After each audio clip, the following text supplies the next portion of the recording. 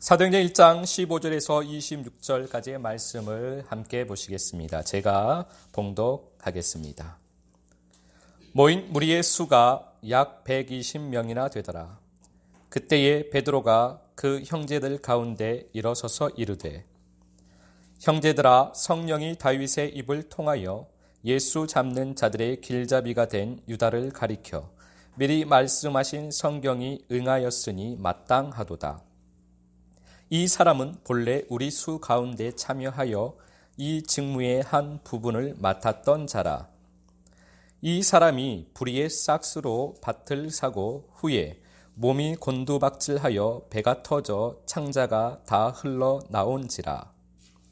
이 일이 예루살렘에 사는 모든 사람에게 알리어져 그들의 말로는 그 밭을 아겔다마라 하니 이는 피밭이라는 뜻이라. 시편에 기록하였으되 그의 거처를 황폐하게 하시며 거기 거하는 자가 없게 하소서 하였고, 또 일러스되 그의 직분을 타윈이 취하게 하소서 하였도다. 이러함으로 요한의 세례로부터 우리 가운데서 올려져 가신 날까지 주 예수께서 우리 가운데 출입하실 때에 항상 우리와 함께 다니던 사람 중에 하나를 세워 우리와 더불어 예수께서 부활하심을 증언할 사람이 되게 하여야 하리라 하거늘. 그들이 두 사람을 내세우니 하나는 바사바라고도 하고 별명은 유수도라고도 하는 요셉이요, 하나는 마띠아라. 그들이 기도하여 이르되, 무사람의 마음을 아시는 주여, 이 두 사람 중에 누가 주님께 택하신 바 되어 봉사와 및 사도의 직무를 대신할 자인지를 보이시옵소서. 유다는 이 직무를 버리고 제 곳으로 갔나이다 하고, 제비 뽑아 마띠아를 얻으니 그가 11사도의 수에 들어가니라. 아멘.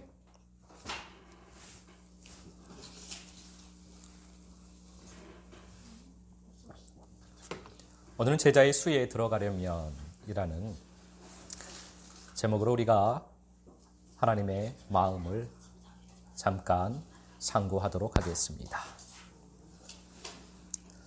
성경에는 많은 족보들이 나옵니다.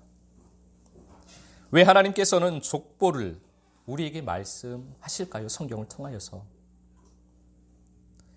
하나님께서는 족보를 통해서, 그 계보들을 통해서 우리에게 무엇을 말씀하고자 하시는 것일까요? 성경에 나오는 계보는 크게 두 가지로 나눌 수 있습니다. 첫째는 예수 그리스도의 생명에 속한 족보입니다. 그리고 또 다른 하나는 죄와 사망에 속한 족보들입니다. 이렇게 두 종류로, 크게는 두 종류로 그 족보를 나눌 수가 있다는 것입니다.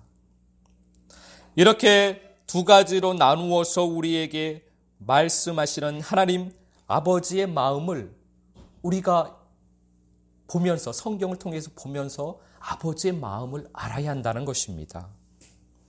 주님께서는 그 족보를 우리에게 보여주시면서 이렇게 말씀하시는 것입니다. 너는 예수 그리스도의 생명의 족보에 이름이 올라와 있느냐? 아니면 죄와 사망의 족보에 이름이 올라가 있느냐? 너는 어디에 이름을 기록하고 있느냐? 우리에게 이렇게 물어보시는 것입니다. 여러분들의 이름은 어디에 기록이 되어 있습니까? 또 성경에는 어떤 무리의 숫자가 기록되어 있습니다. 군사의 숫자, 출애굽한 이스라엘 민족의 숫자, 각 지파 12지파가 지파마다의 숫자, 제자의 숫자, 신부의 숫자, 이렇게 계속 수를 이야기하십니다. 우리에게. 하나님은 왜 우리에게 이러한 수를 이야기하실까요? 숫자를. 이것들을 통해서 우리는 아버지의 어떤 마음을 보아야 할까요? 하나님께서는 그 수를 정해 놓으셨습니다. 그 수가 차기까지 기다리고 계시는 것입니다. 그 수가 차야 하나님의 뜻이 이 땅에서 성취가 됩니다. 하늘에서는 이미 하나님의 뜻이 성취가 되었습니다. 그 하나님의 뜻이 이 땅 가운데서 이루어지려면 아버지께서 세워놓으신 그 수가 차야 하는 것입니다. 여러분들은 출애굽한 즉 세상에서 나온 하나님의 백성의 수에 포함되어 있습니까? 그 수의 무리에 여러분은 들어가 있습니까? 여러분들은 광야를 지나 가나안에 들어간 즉 마음을 가나안으로 만든 하나님의 백성의 숫자에 포함되어 있습니까? 아버지께서 숫자를 헤아리실 때 그 수에 여러분은 포함되어 있습니까? 여러분들은 그리스도의 군사의 숫자에 포함되어 있습니까? 여러분들은 그리스도의 신부의 숫자에 포함되어 있습니까? 여러분들은 그리스도의 제자의 숫자에 포함되어 있습니까?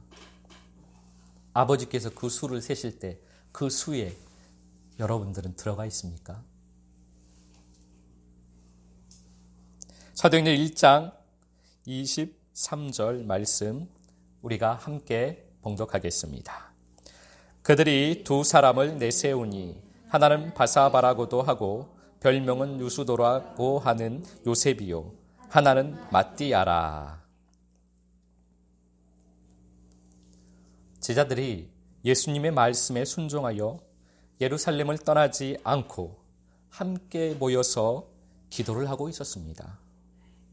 한 곳에 모여 한 마음으로 기도할 때 그들에게 말씀이 임했습니다. 그 뜻을 알게 된 베드로가 즉시 일어나 말을 합니다.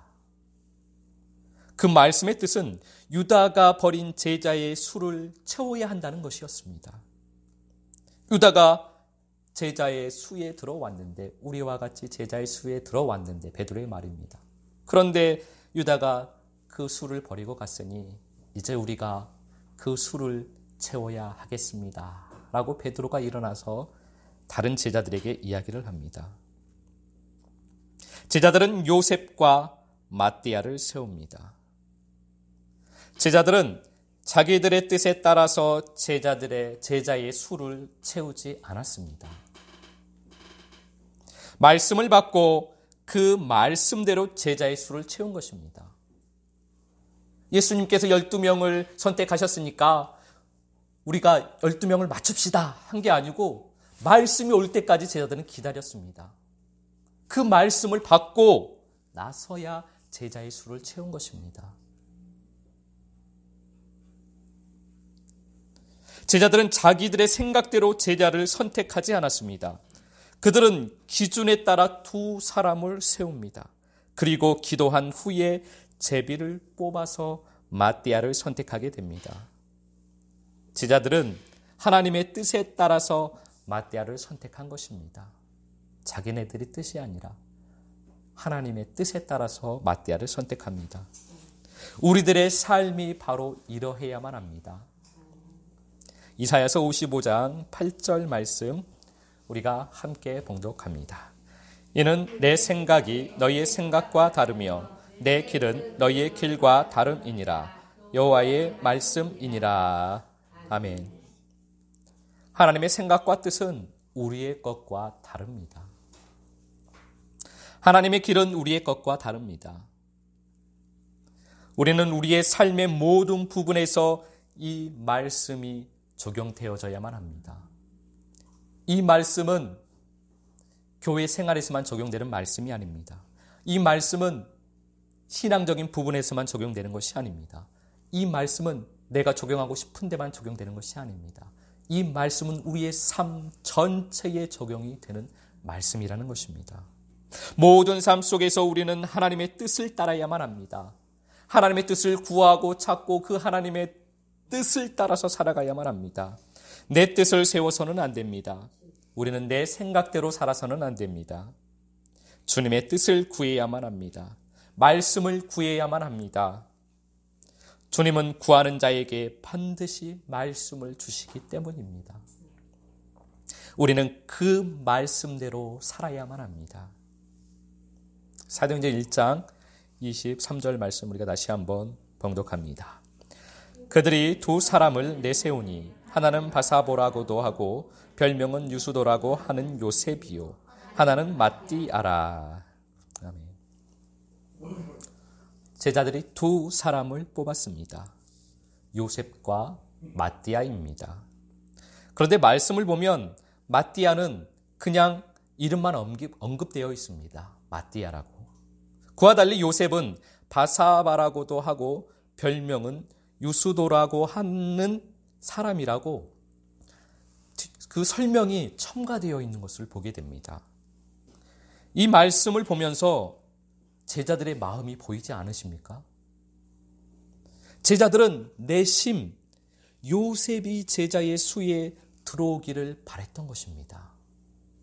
제자들은 요셉이 더 제자가 되기에 적합하다고 생각을 한 것입니다. 그래서 자세히 설명을 해놨습니다. 그런데 하나님의 뜻은 사람의 생각과 달랐습니다. 하나님께서는 마띠아를 택하셨습니다. 사도행전 1장 21절, 22절 말씀 우리가 함께 봉독하겠습니다.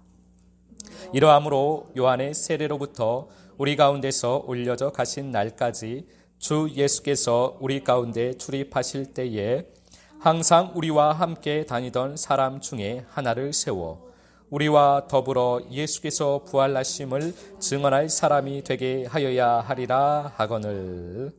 아멘. 제자의 수에 들어갈 수 있는 조건입니다. 주 예수께서 우리 가운데 출입하실 때에 항상 우리와 함께 다니던 사람. 이것이 제자의 조건입니다. 다른 말로는 주님과 동행하는 사람, 주님과 동행한 사람만이 제자가 될 수가 있습니다. 그래서 우리가 제자의 수에 들어가려면 주님과 동행하는 삶을 살아야만 하는 것입니다. 창세기 6장 9절 말씀 우리가 함께 봉독합니다. 이것이 노아의 족본이라. 노아는 의인이요 당대의 완전한 자라. 그는 하나님과 동행하였으며. 아멘. 성경에서 계속해서 우리에게 말씀하십니다. 하나님께서 의인으로 보시는 사람은 주님과 동행하는 사람입니다. 주님과 동행하는 사람들이 계속해서 성경에서 나오고 우리에게 주님과 동행하는 사람들을 계속해서 보여주십니다. 주님께서 택하시는 사람은 주님과 동행하는 사람이라는 것을 보여주시는 것입니다. 제자는 큰 일을 하는 사람이 아닙니다. 제자는 주님과 동행하는 사람입니다. 주님은 길이십니다. 우리가 주님과 함께 그 길을 걸어가야만 합니다. 주님과 함께하는 삶을 살아야만 합니다. 주님과 동행하려면 세상을 나와야 합니다. 주님과 동행하려면 광야를 지나 가나안으로 들어가야만 합니다. 주님과 동행하려면 주님을 왕으로 삼고 주님을 나의 왕으로 삼고 나의 주로 삼고 살아야만 합니다. 주님과 동행하려면 주님의 몸이 되어야만 합니다. 주님과 동행하려면 주님의 신부가 되어야만 합니다. 주님께서 이 길을 걸어가시고 이것이 주님의 길이기 때문입니다. 사무엘상 16장 6절, 7절 말씀 우리가 함께 봉독하겠습니다. 그들이 오매 사무엘이 엘리압을 보고 마음에 이르기를 여호와의 기름 부으실 자가 과연 주님 앞에 있도다 하였더니 여호와께서 사무엘에게 이르시되 그의 용모와 키를 보지 말라. 내가 이미 그를 버렸노라. 내가 보는 것은 사람과 같지 아니하니 사람은 외모를 보거니와 나 여호와는 중심을 보느니라 하시더라. 아멘. 사울이 하나님을 떠나 스스로 왕이 되어 악으로 살아갔습니다. 주님 없는 삶을, 어둠의 삶을 살았습니다. 그래서 하나님께서는 다윗을 택하시고 그에게 기름을 붓도록 사무엘을 다윗에게 보냅니다. 다윗의 아버지 이새의 집에서 사무엘이 이새의 첫째 아들 엘리압을 보고 생각을 합니다. 아, 이는 참으로 기름 부음 받을 자다. 하나님이 기름 부으기에 합당한 자다. 이것은 사람의 생각이었습니다. 사람의 뜻이었습니다. 사람이 보기에는 엘리압이 참으로 기름 부음 받을 자였습니다. 그러나 하나님의 뜻은 달랐습니다. 하나님께서는 사람과 같이 외모를 보시지 않고 그의 중심을 보시기 때문입니다. 하나님께서 택하신 사람은 바로 다윗이었습니다. 다윗이 기름 부음 받을 사람이었습니다. 베드로전서 3장 3절 4절 말씀 함께 봉독합니다. 너희의 단장은 머리를 꾸미고 금을 차고 아름다운 옷을 입는 외모로 하지 말고 오직 마음에 숨은 사람을 온유하고 안정한 심령에 썩지 아니할 것으로 하라. 이는 하나님 앞에 값진 것이니라. 아멘. 주님께서는 마음을 보십니다. 그래서 우리는 우리의 속사람을 단장해야만 합니다. 주님과 동행하는 사람은 속사람을 단장하는 사람입니다. 세상을 떠나는 출애굽은 우리의 속사람이 세상을 떠나는 것입니다. 우리의 마음에서 세상을 떠나 보내는 것입니다. 마음에서 세상과 세상에 속한 것이 싫어지는 것이 세상을 떠나는 것입니다. 왜냐하면 주님이 너무 좋기 때문에 세상이 싫어지는 것입니다. 그러면 출애굽의 수에 들어가는 것입니다. 속사람의 단장은 우리가 이 세상에서의 삶이 끝날 때까지 계속해야만 합니다. 한 번으로 끝나는 것이 아닙니다. 우리의 이 숨이 끝나는 날까지, 아버지 앞에 갈 때까지 우리는 계속해서 우리의 속사람을 단장해야만 합니다. 세상을 떠났지만 광야와 같은 마음을 젖과 꿀이 흐르는 생수가 흐르는 가나안으로 만들어야만 합니다. 그러면 가나안 백성의 수에 들어가게 되는 것입니다. 속사람이 계속 단장되어 제자의 수에 들어가야만 합니다. 속사람을 계속 단장하여 우리는 신부의 수에 들어가야만 합니다. 계시록 22장 17절 말씀 우리가 함께 봉독하겠습니다. 성령과 신부가 말씀하시기를 오라 하시는도다. 듣는 자도 오라 할 것이요 목마른 자도 올 것이요 또 원하는 자는 값없이 생명수를 받으라 하시더라. 아멘. 속사람의 단장은 내가 죽고 예수 생명으로 채우는 일입니다. 빛은 오직 예수 생명밖에 없습니다. 예수 생명을 제외하고 모든 것은 다 어둠입니다. 아버지 앞에서 아름다운 것은 예수 생명밖에 없습니다. 아버지께서 아름답게 보시는 것은 예수 생명밖에 없다는 것입니다.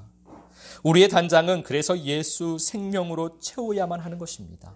속사람의 단장은 예수 생명으로 채우는 일입니다. 성경 66권은 우리의 속사람 단장에 대한 말씀으로 가득 차 있습니다. 그 길이 기록되어져 있습니다. 이 길의 끝에는 우리가 영원히 살아갈 아버지의 나라가 있습니다. 이 길을 성경 66권의 길을 우리가 다 걸어가면 아버지의 나라에 도달하게 됩니다.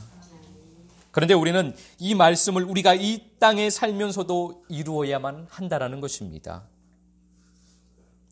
이 땅에서 이 길의 끝을 맞이하면 생명의 나눔이 있는 것입니다. 다시 창세기 1장이 시작되는 것입니다. 말씀은 순환되어집니다. 생명은 순환되어집니다. 정체되어져 있으면 썩게 되어져 있습니다. 창세기 1장부터 요한계시록 22장까지의 말씀은 이 길은 계속 이어지는 것입니다. 창세기 1장부터의 요한계시록 22장까지의 이 길, 이 말씀, 이것은 종료되는 것이 아니고 계속 순환되어지는, 계속 이어지는 말씀이라는 것입니다. 생명의 체험과 생명의 나눔으로 이어지는 것입니다. 창세기 1장부터 요한계시록 22장은 생명의 체험입니다. 생명의 체험이 되면 다시 생명의 나눔으로 이어집니다. 오라 하시는도다. 듣는 자도 오라 할 것이요 목마른 자도 오라 할 것이요 또 원하는 자는 값없이 생명수를 받으라 하시더라. 이것이 다시 창세기 1장으로 넘어가는 것입니다. 새 창조에서 새 예루살렘까지 연결되어집니다. 그러면 다시 새 창조가 시작되는 것입니다. 이 길을 걷는 것이 주님과 동행하는 삶입니다. 우리가 주님과 동행하는 삶을 살면 제자의 수에 들어가게 됩니다. 신부의 수에 들어가게 됩니다. 한 주간도 빛의 길을 걸어가며 주님의 영광이 되는 삶을 살게 되시기를 예수 그리스도 이름으로 축복합니다.